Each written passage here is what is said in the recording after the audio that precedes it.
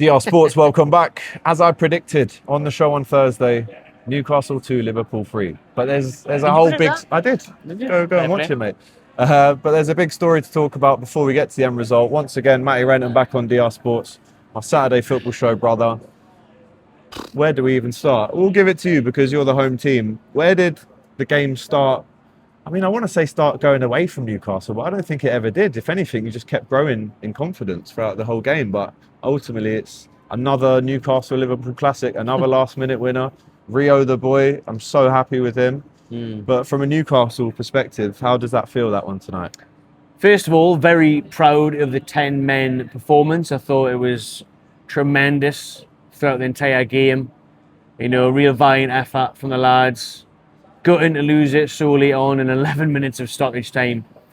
But this game comes down to one man only, to be honest with you. The one man that's at home wearing his slippers instead of being here wearing his football boots. And that is Alexander the Rat Isak. Because he should have been here the night up front. And if we had scored one of those early chances, yeah, man, he should have been here. We dominated the game for the opening 20, 30 minutes. He did. Take one of those chances, that Gordon and that spin and it goes over the ball and all the rest of it. If we have a striker, bring back bloody Shearer at this point.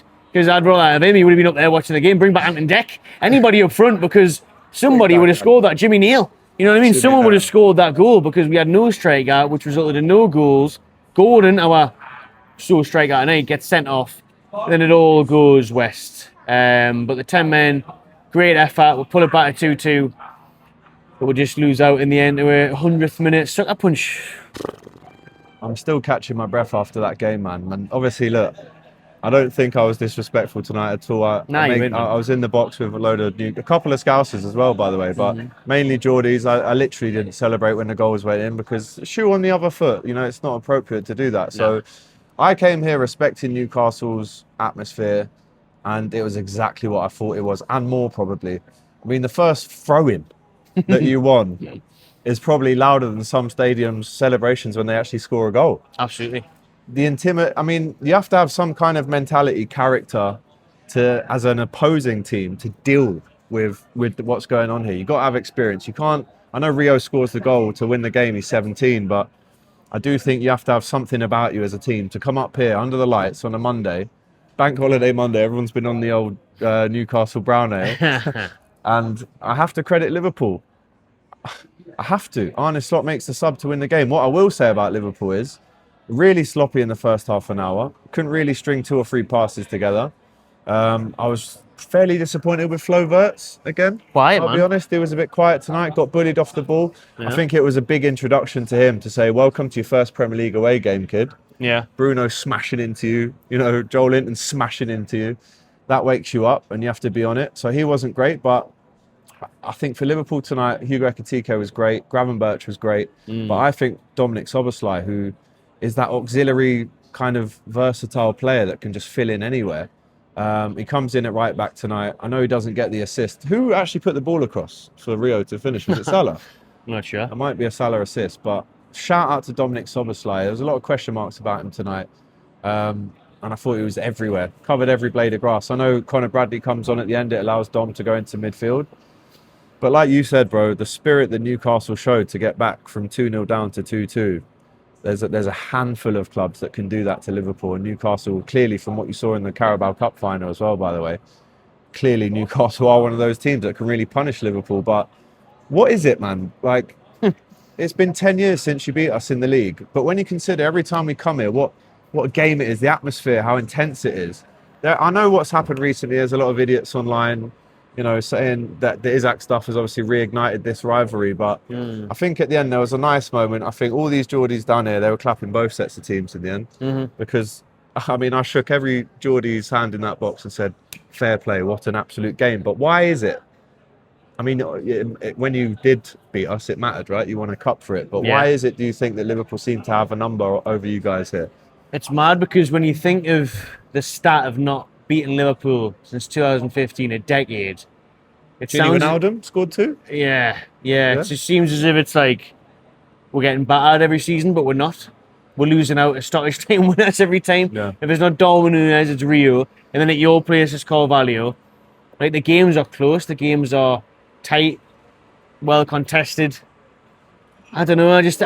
Tonight was because of 10 men, to be honest, because the space that Rio's got at the back post. And no striker. Yeah, the space that Rio's got at the back post there, he doesn't get that if it's 11v11. If we have a striker, we probably take the lead earlier on, and then maybe the atmosphere takes over things. I don't know. I mentioned on the COP TV that maybe Eddie Howe was a bit naive in searching for a winner with 10 men, forgetting. But the momentum was in your way, though. It was. You had your corners, you had chances. They only looked like one team scoring. And it was Newcastle. To be honest, it was. And I'm it was, thinking, it was all there's Newcastle. 10 men here. Get amongst them. It didn't Push look up like the pitch. It didn't look like we had 10 men. It didn't seem that way at all. Performing so well, but when you're lacking that cutting edge, I think maybe we should just settle for a point. To be honest with you, you did commit. I mean, the keeper was up, mate. Exactly. Nick Pope was in the box trying to flick it on like Alisson did. It's a bit rash, to be honest, at times. But listen, if it goes our way, then we're then you're sitting there saying complimenting, aren't we? Yeah. So it's one of them ones in football. I just think it could have went on a coin toss today, and it went your way. I just think suspensions, players went off injured for us. Joe Linton, Tonali, shame. Thought Jacob Ramsey looked bright on his debut. And it's early doors, man. We're only 2 games into the season. Newcastle need a striker or two, and who knows what's going to happen with the striker that's actually here. That doesn't want to be here. Well, that's it. Alexander Isak, where are you tonight? And what are you doing tomorrow? Do you fancy jumping on a train back with me to Liverpool? There's a spare room in ours if you fancy it. But listen, I obviously I'm a Liverpool fan, but Alexander Isak has treated the club appallingly, if I'm honest. And then how does that relate to Liverpool fans? Do you think he could do that to us one day? And he's going to hamper Hugo Ekitiké's progress. You did say that, didn't you? Ekitike looks like a top player. 3 goals in his first couple of games now. He's actually going to push him out the side. Ekitike is going to take a huff and go to the bench, and it's not going to work. It's going to unbalance Liverpool. It's going to cost you the league. Options, mate. £130 million. It's going to cost you the league. We'll see. I don't even want him to stay, to be honest. By the way, I know you don't want him to stay. You want him gone. But honestly, for Liverpool's sake, I just don't think it suits. I really don't. The thing is, bro, right? You say Ekitike's there. We sold Darwin Núñez. We sold Luis Diaz, and tragically, we lost Jota, right? We've only replaced all of them 3 with 1. Mm-hmm. So when people say, but what you should do is you should go get Rodrigo to replace. I'm not mad on Rodrigo. You should get Rodrigo to replace. For him. I want Alvarez. Alvarez would be brilliant. Alvarez would be outstanding. He scored here in pre-season a couple weeks ago. Brilliant. Oh, you played Atletico. He was class. Get him. Get Alvarez. Get a Rodrigo. And then get someone who's happy just to come off the bench who scores goals in the Premier League. So that means you want to keep Isak then? You try to get Whistler as well, didn't you? You inquired about Whistler the other week, but you're not daft enough like us to pay silly money. Mateta. These type of players, man, who just come off 10 minutes here, playing the Carabao Cup, right. FA Cup, you know what I mean? We still need a centre-back though, by the way. I mean, that's I hope you do. Good for Isak. I want Isak gone. I want 130 million and I want replacements. But the time's ticking. Less than a week left. Go on then, just before we sign off, what day and time does that second bid go in? Wednesday, 10 a.m. I said Wednesday, 10:41 a.m. Did you? 10:41. Very random. Yeah, it's random. I'll be honest. Listen, Wednesday, guys, early doors. Of course, we'll have it for you on DR Sports. If you reject that, then we've definitely got to walk away then, for sure. I think the rumours are lately that 1:30 does it. But listen, the spirit, the determination, this fan base, some football club, I have to say, there's not many places that drum up an audience and an atmosphere like that. You know, the lads there are mowing the grass for the next game. You've got Leeds away. I mean, you should be beating them on Saturday, right? You're going that game, aren't you? We'll beat them, aye. Well, then again, no Juliet, no Tonali, no Gordon.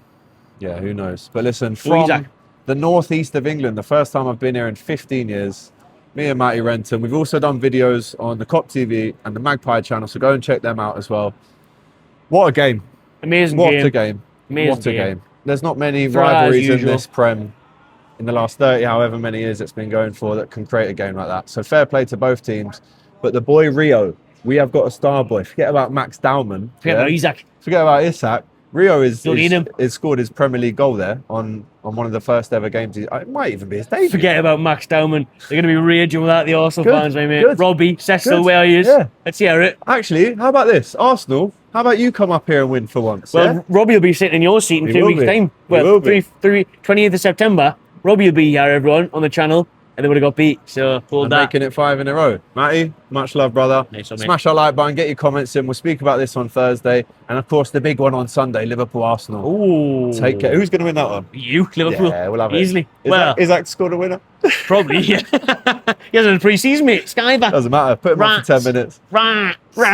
All right, guys, listen, we got to leave you. Love you and leave you. Smash the like button, get your comments in. See you on the next one.